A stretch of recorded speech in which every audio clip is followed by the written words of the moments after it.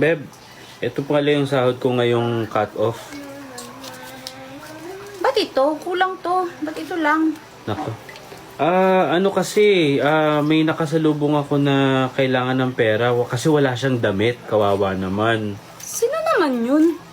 Kilala ko, Mami, yung dancer sa club. Daddy, Yes? anong mangyayari pag naghiwalay kayo ni Mami? Pag naghiwalay, siguro ang una is maghahati kami sa mga anak namin. Sino pipiliin mo? Madali lang yan. Siyempre, yung magaganda at kung may lalaki, yung gwapo.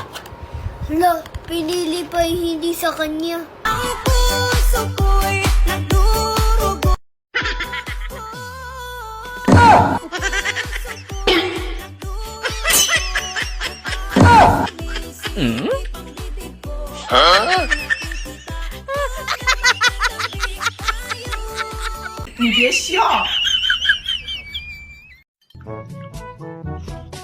Love, pagkatapos mong kumain, pakihugasan mo yung mga plato.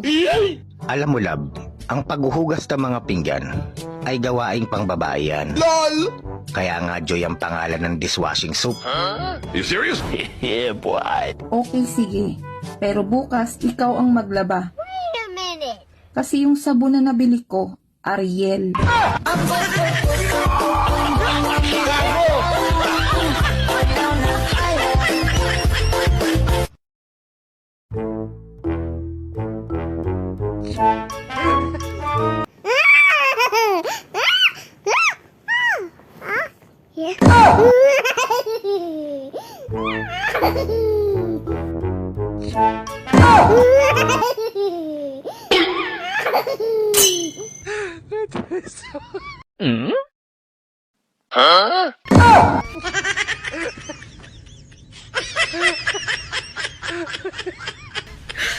Yes, yeah.